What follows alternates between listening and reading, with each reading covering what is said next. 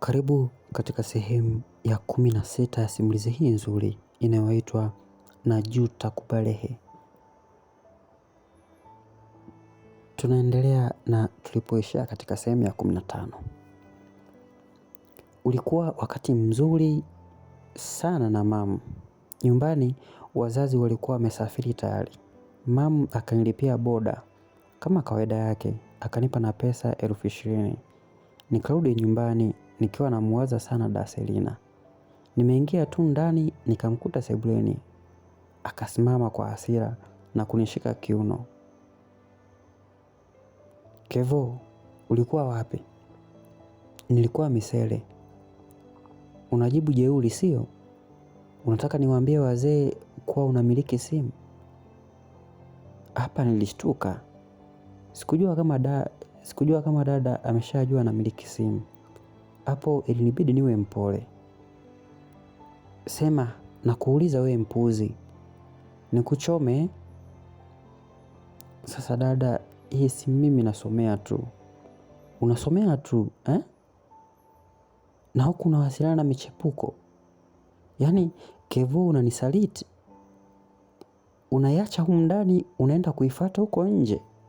Hivi, wanaume mna akili gani?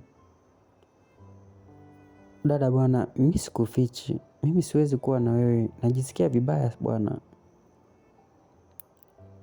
Kwani dada, wewe si una wanaume? Wewe si una wanaume wako? Kwa nini unigande mimi lakini? Oho, niwe na wengine haikuhusu. Ila nachojua mi wangu ni wewe. Na huko kwingine nafuata pesa tu. Ndio maana unavaa vizuri, unapendeza baba, upo. Sijakuomba bwana. Niliongea kwa hasira, nikaenda zangu chumbani. Huku dada akaita lakini sikuitika. We Kevo, Kevo. Nilikaa zangu chumbani, nikawa na chat na Shamira. Kuna dalili niliziona kabisa kuwa Shamira ananimiss kila wakati. Kwa uelewa wangu mdogo wa mapenzi nikajua kabisa lile jambo ni zuri. Hivi Kevo, nikiulize kitu? Niulize tu, mimi si ndo gugu yako au umesahau? Acha ujinga, mimi niko serious bwana. Hata mimi niko serious bwana. Aya, niulize Moya Shami. Sorry lakini unajua we mdogo, ila tu nikuulize, unaweza kuwa unajua hivi kweli unakuwa na mpenzi hakutafuti kuanzia asubuhi hadi jioni? Usipomcheki hata siku 3 hakukumbuki kabisa. Usigune Kelvin. Yaani mimi nahisi kuchoka.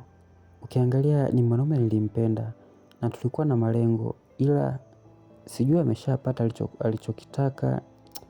Yaani mimi hata sielewi nifanyaje jamani. Lakini Shami, mapenzi hayashauriki. Natamani kukuambia kitu lakini unaweza ukahisi labda mimi nakutakia mabaya. Niambie tu Kelvin. Mimi sina mtu wa kuongea naye zaidi yako. Najisikia huru zaidi kwako. Hii situation kama mashoga zangu hawajui. Hata nikiwaambia hawatanishauri kitu zaidi ya kusema nivumilie. Eti kisa tu Idrisa ana mali. Ana kila kitu. Ni tajiri. Hata kipofu anaona. Hapo hakuna mapenzi dia. Sorry lakini Shami, ila sioni kama mahusiano yenu yana uhai. Nilimtumia ile meseji. Akanitumia emoji za kulia. Shami hakujibu tena meseji kuanzia hapo. Nikasema nimpe muda, atanirudia tu. Niko chumbani, mara Daselina anaingia akiwa na kangake moja tu. Kajipulizia marashi, ananukia kama jini. Unashangaa nini sasa? Hivi dada nifanye, alafu leo tunaenda club.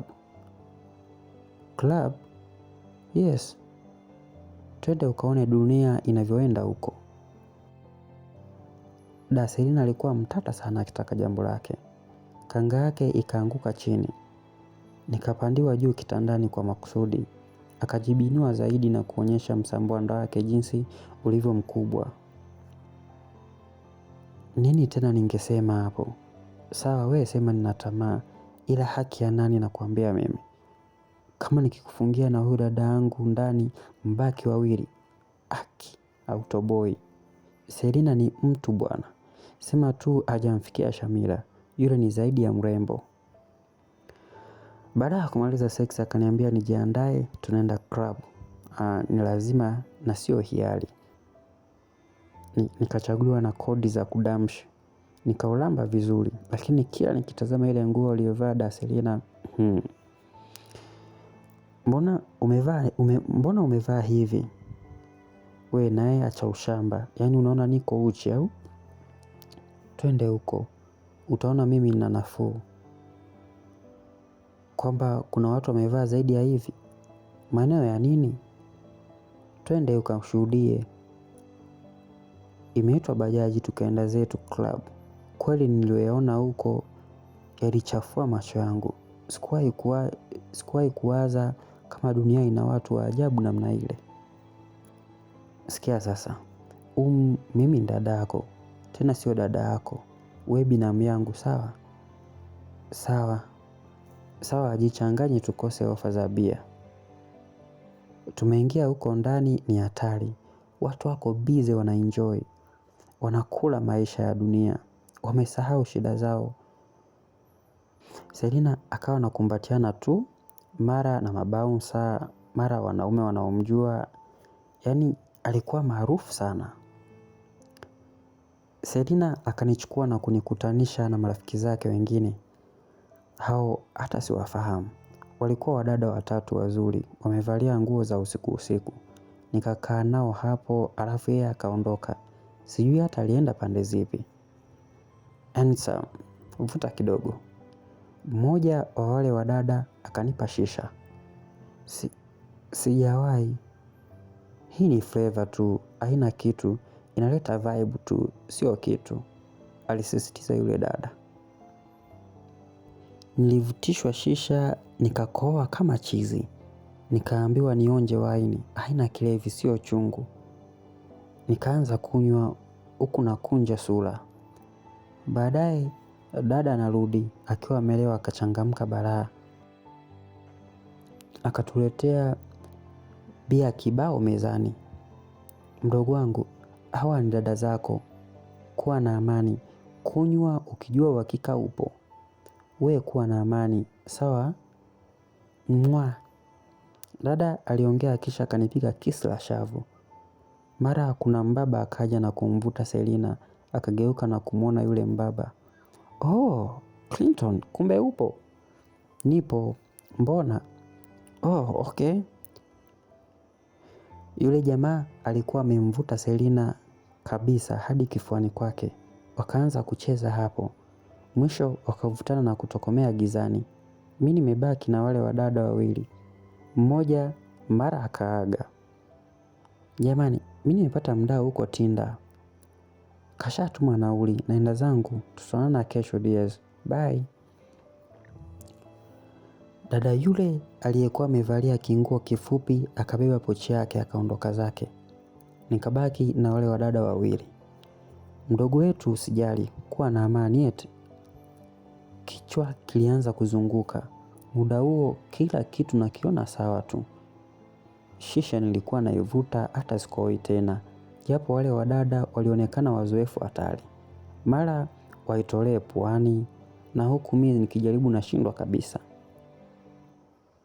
Mnawezaje nyie? Utaweza tu na wewe. Dada Selina alikuja tena akiwa anazidi kulewa tu. Baada ya hapo alipoondoka sikumuona tena.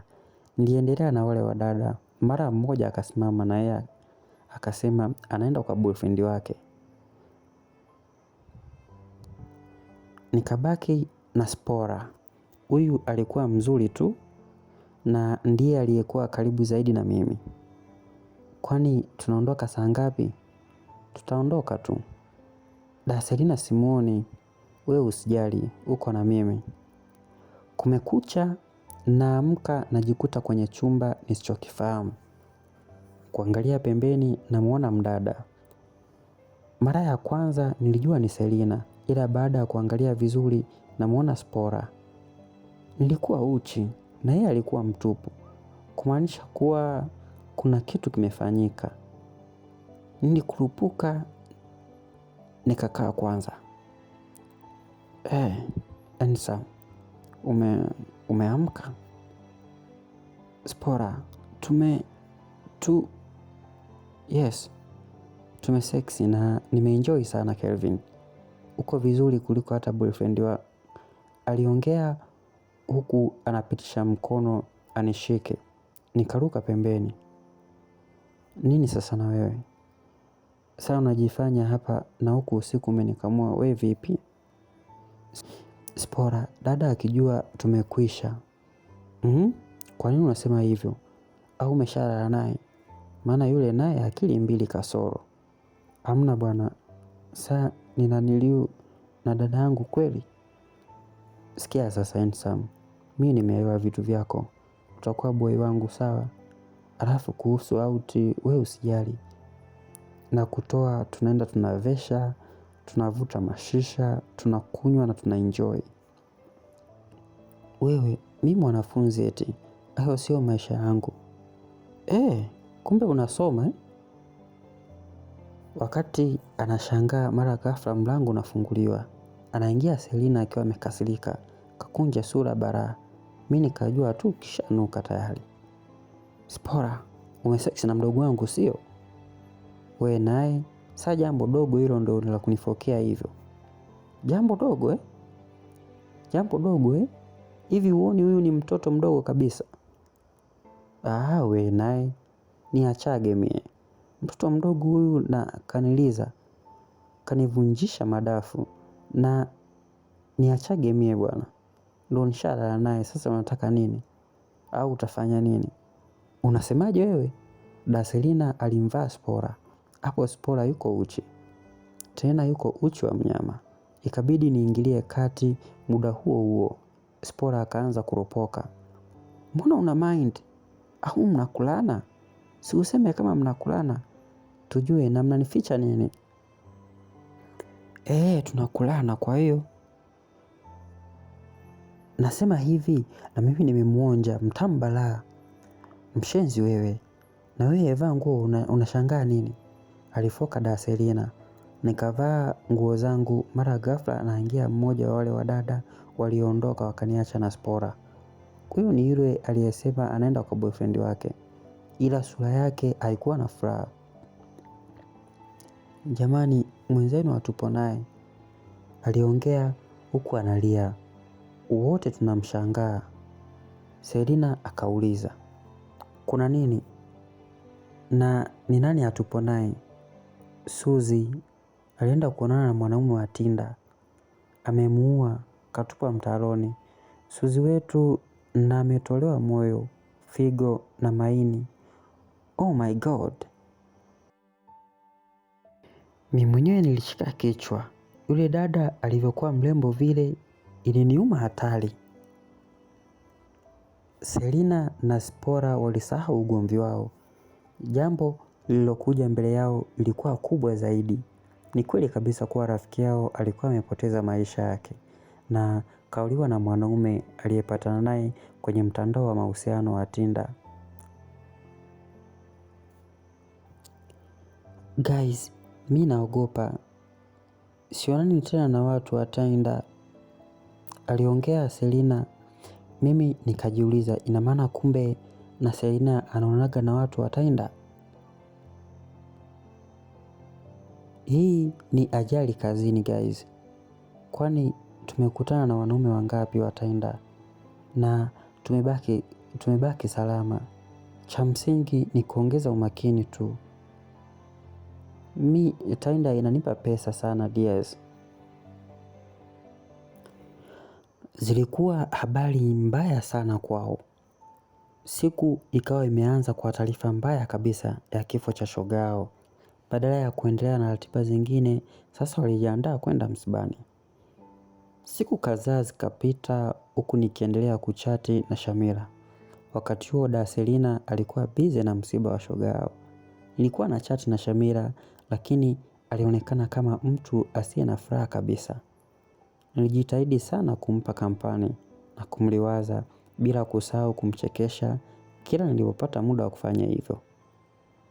Siku moja nimetoka tu shuleni nashika simu nakuta missed calls nyingi sana za Shamira. Haikuwa kawaida. Nikaingia WhatsApp nakuta amenitumia location ya sehemu alipo na message chini yake. Kelvin, nakuhitaji hapa please. Ni wewe pekee unaweza kuniokoa. Nilishtuka na nikabadilisha nguo haraka. Hata sikula, nikatoka sebuleni namkuta Selina akiwa amejiachia na kanga yake moja. Ananitega. Maana alikuwa hajanipata muda kutokana na kuwa alikuwa busy na msiba. We, unaenda wapi? Nakuja. Kevo, nakuja. Nilitoka mbio hapo nishaita Bolt. Nikadandia kisha nikaanza safari ya kuelekea huko alipo. Safari imeishia Makongo, mbele ya nyumba moja hivi ya kishua tu. Nikasoma maelekezo nikajua ni hapo. Nikaingia getini nakuta kuna apartment 3. Nikaangalia yenye pazia la kijivu, nikaliona. Hapo nikashika kitasa na kuzama ndani. Namkuta Shamira amekaa chini analia kwa uchungu. Shamira, Shamira. Nilimuita nikapiga goti chini. Nikamshika mkono, macho yake yalikuwa mekundu. Akionekana kulia sana. Akainua simu yake na kunipa niangalie. Nikaona ni tangazo la ndoa. Nimekosea nini? Nini nilichokosea Kelvin? Siku zote nimeishi nikiamini Idrisa ni mume wangu. Kanivisha hadi pete ya uchumba. Kanizuia mpaka kufanya kazi. Nimeweka vyeti ndani. Akanihudumia kwa kila kitu. Sasa kwa nini ananifanyia hivi? Kwa nini awe mwanamke mwingine? Kwa nini? Niambie basi. Wewe ni mwanaume unajua. Wewe unakuwa unajua alitaka nini. Akakosa kwangu. Niambie tu. Shamira alilia kwa uchungu. Maneno yake yalinigusa moyoni. Sikuwa na jibu la kumjibu muda ule. Aliyoyapitia ni makubwa kuliko umri wangu. Ilikuwa mara ya kwanza naona uchungu wa mtu akililia mapenzi. Nikaanza kuyaelewa mapenzi kwa namna ya kitofauti kabisa. Nilimvutia Shamira kifuani kwangu. Huku akiendelea kulia kwa uchungu na kwikwi kubwa. Na umri wangu mdogo lakini aliniamini kuwa ninaweza kuwa tatizo, ninaweza kuwa tulizo la huzuni yake. Basi, nikaanza kufanya kile linalowezekana kumfanya awe sawa tena. Nilihofia uhai wake sababu nimeshasikia stori za watu wakijiua sababu ya mapenzi.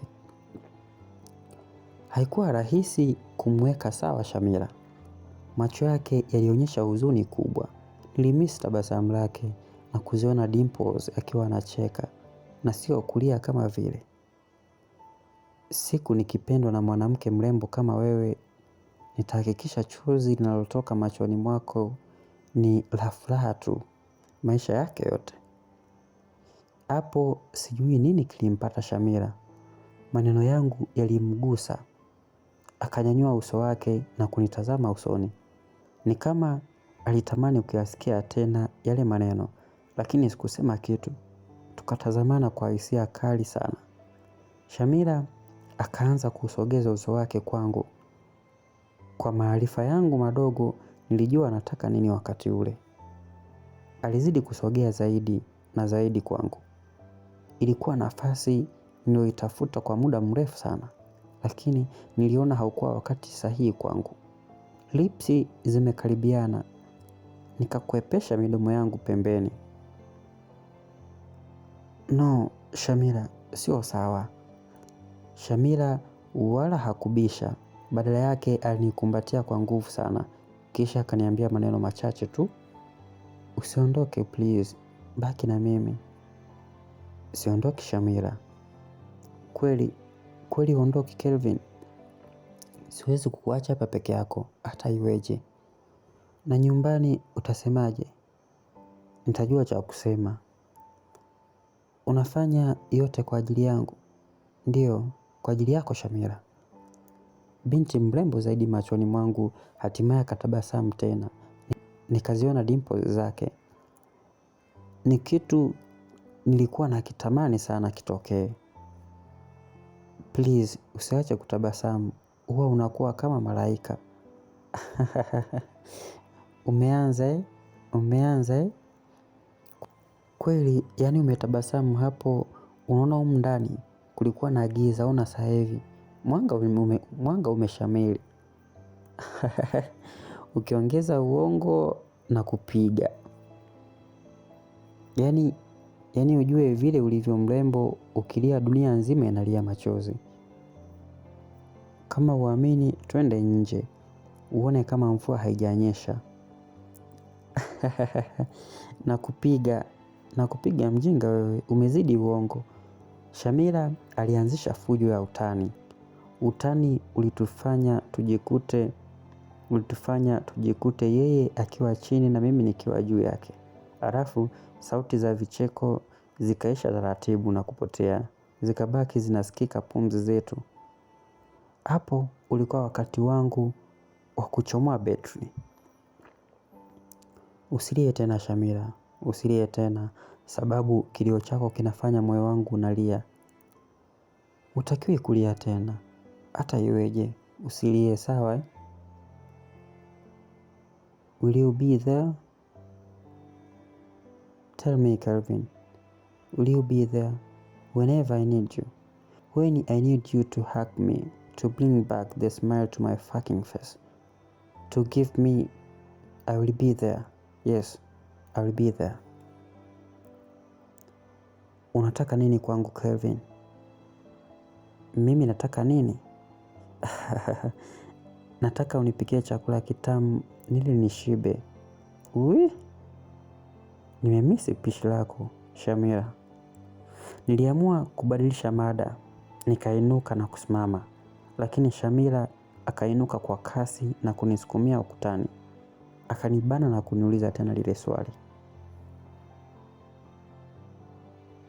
What do you want, boy? You, I want you. Nilijibu kwa sauti huku tumetizamana.